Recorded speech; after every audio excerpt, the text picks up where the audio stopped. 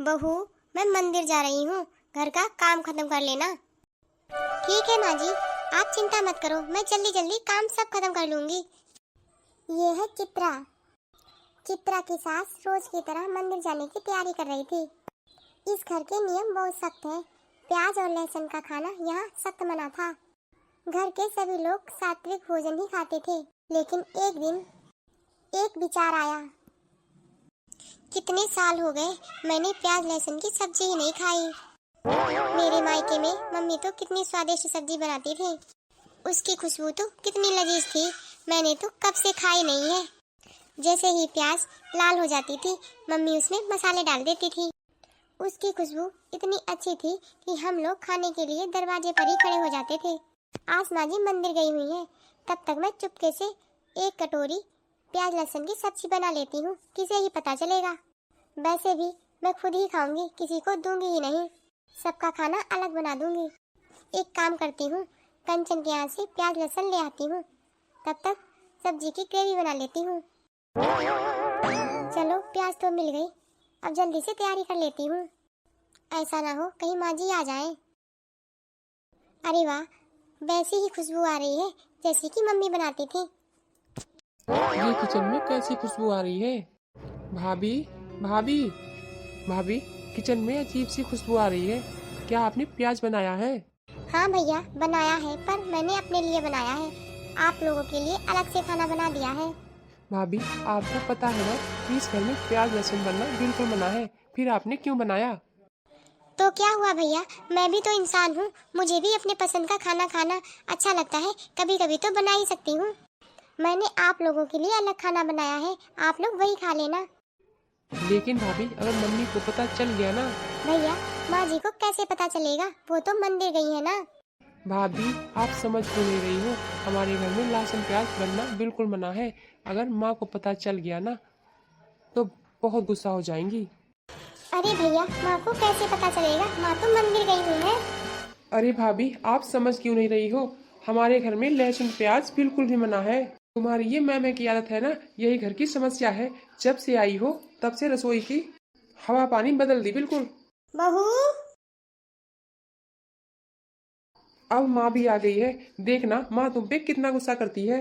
अरे ये किचन में कैसी खुशबू आ रही है। वो माँ, भाभी ने किचन में प्याज लहसुन की सब्जी बनाई है। अरे ये क्या किया तूने, मुझे तुझसे ऐसी उम्मीद नहीं थी। तुझे अच्छे से पता है कि इस घर में प्याज लहसुन बिल्कुल भी मना है, फिर भी तूने मेरे घर के नियम तोड़ दिए। वो माँ जी, मैंने सिर्फ अपने लिए बनाई है, आप लोगों के लिए खाना मैंने अलग बना दिया है। बस बस, मुझे कोई सफाई नहीं चाहिए, अभी की अभी सारी सब्जी बाहर फेंक। माँ जी, इस तरह से खाने का अपमान नहीं करते हैं, मैंने बस अपने लिए ही तो थोड़ी सी सब्जी बनाई है। आप चाहे तो गैस बंद करवा दीजिए, मैं दोबारा से नहीं बनाऊंगी, लेकिन माँ जी इसे फेंकने के लिए मत बोलिए। अगर तुम्हें अपनी ही मनमानी करनी थी तो तुम्हें इस घर में आने की क्या जरूरत थी? अपने मायके में ही बना लिया करो प्याज की सब्जी। हमारे यहाँ नहीं चलता ये सब कुछ। तुम्हें मैंने कितनी बार समझाया कि यहाँ ये सब नहीं चलता है और उन नियमों का पालन तुम्हें करना ही पड़ेगा। मैंने तुम्हें 10 बार समझाया है कि माँ को प्याज लहसुन बिल्कुल भी पसंद नहीं है, फिर भी तुम वही करती हो जो तुम्हें ठीक लगता है। सुनिए जी, मैंने आप लोगों के लिए अलग खाना बना दिया है, ये खाना तो मैंने अपने लिए बनाया था। पूनम, ये बात खाने की नहीं है, ये बात नियमों की है। तो क्या मैं इस घर में अपनी पसंद का कुछ भी नहीं कर सकती? देखो पूनम, मैं तुम्हें बताए देता हूँ, जब कोई लड़की अपने ससुराल में जाती है तो उसे उस घर के हिसाब से ही रहना पड़ता है। जी, मैं इस घर के नियम अपनाने की पूरी कोशिश करती हूँ, लेकिन कभी कभी मेरा भी मन करता है अपनी पसंद का खाना खाने का। मन तो सबका करता है, लेकिन इसका मतलब ये नहीं कि हम घर के नियम तोड़ दें। मेरे मायके में मेरी मम्मी कभी किसी चीज के लिए खाने के लिए नहीं रोका करती थी। जब कभी मुझे कुछ भी खाने का मन करता था तो वो खुद ही बनाकर दे देती थी। सुन बहू, ये तेरा मायका नहीं है, ये तेरी ससुराल है, मुझे ये सब दोबारा करने की जरूरत ना पड़े। अब फटाफट से ये सब्जी उठा बाहर फेंक, और खबरदार अगर दोबारा मेरी किचन में प्याज लहसुन आया तो।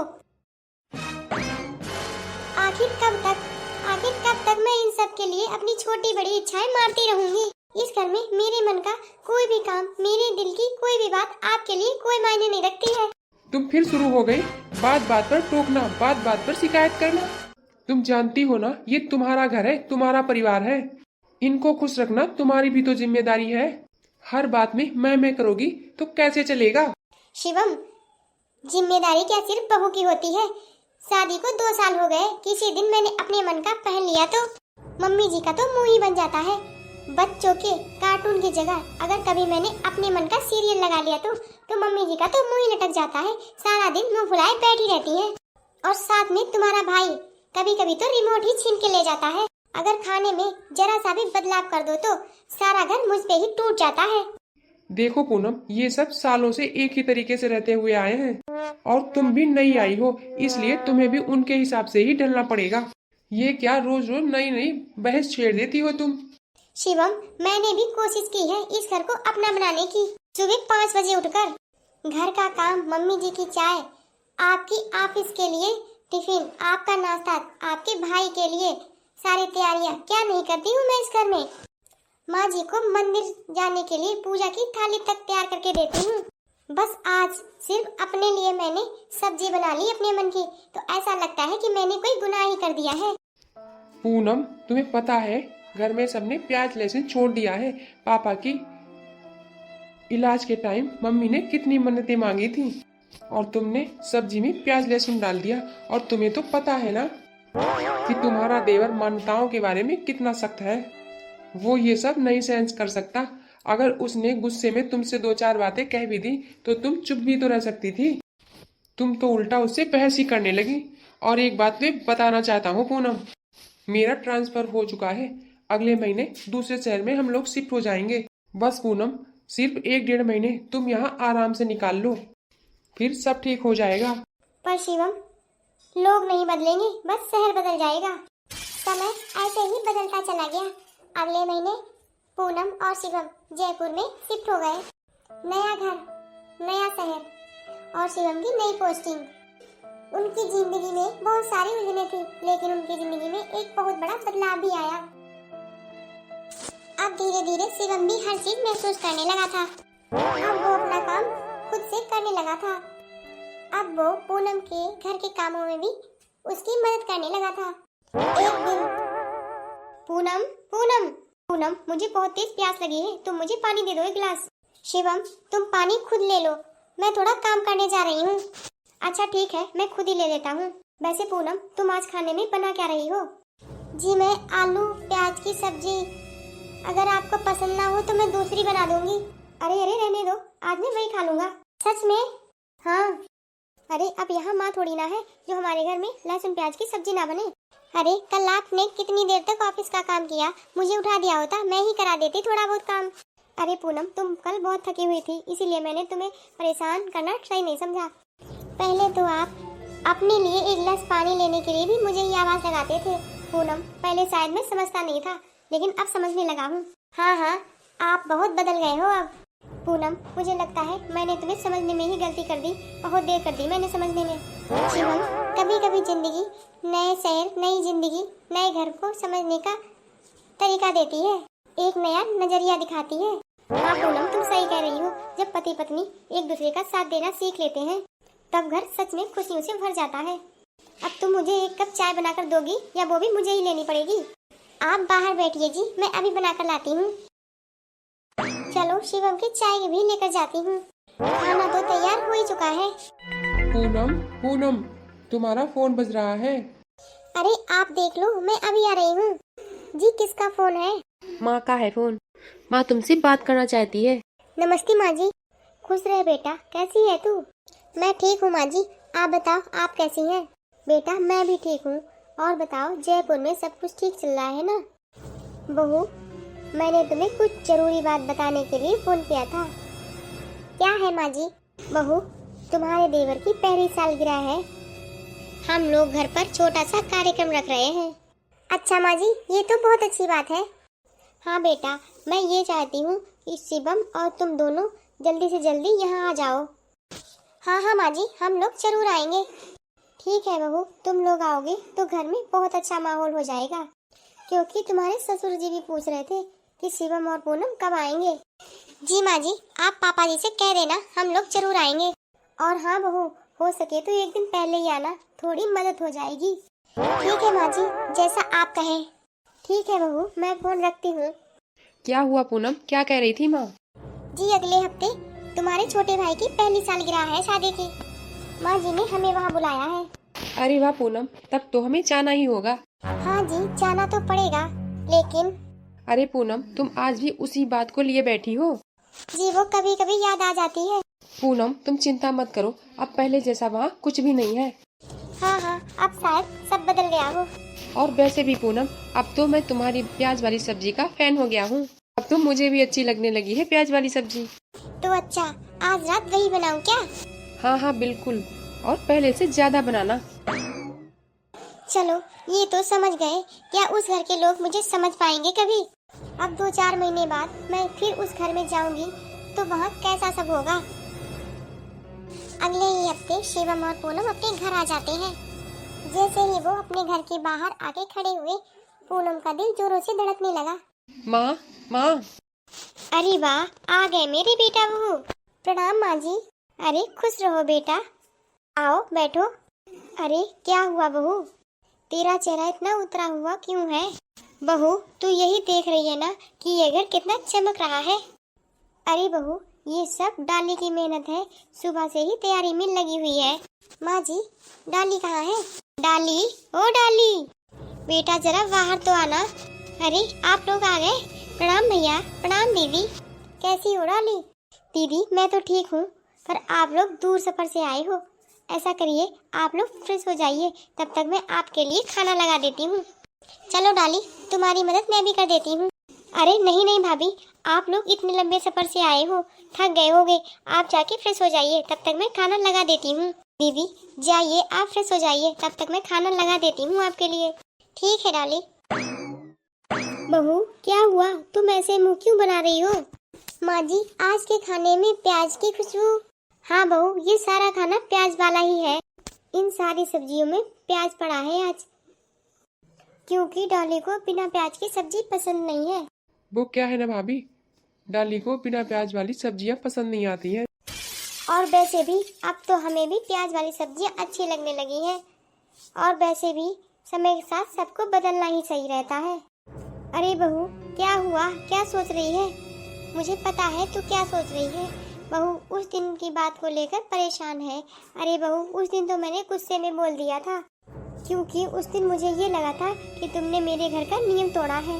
और उसके बाद तुम लोग जयपुर चले गए, तब मुझे एहसास हुआ कि कभी कभी हम अपने नियमों को इतना बड़ा बना देते हैं कि रिश्तों की डोरी छोटी हो जाती है। बेटा जब डाली इस घर में पहली बार आई तो उसने मुझसे कहा कि मम्मी जी, कभी कभी घर में अगर प्याज लहसुन वाली सब्जी बन जाए तो इसमें क्या ही फर्क पड़ जाएगा।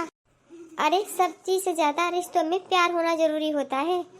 बेटा उस दिन मुझे एहसास हुआ और तेरी बहुत याद आई मुझे। आज जो ये खुशबू है ना, ये प्याज की खुशबू नहीं है। आज हमें ये याद दिला रही है कि हमें अपना दिल भी थोड़ा बड़ा रखना चाहिए।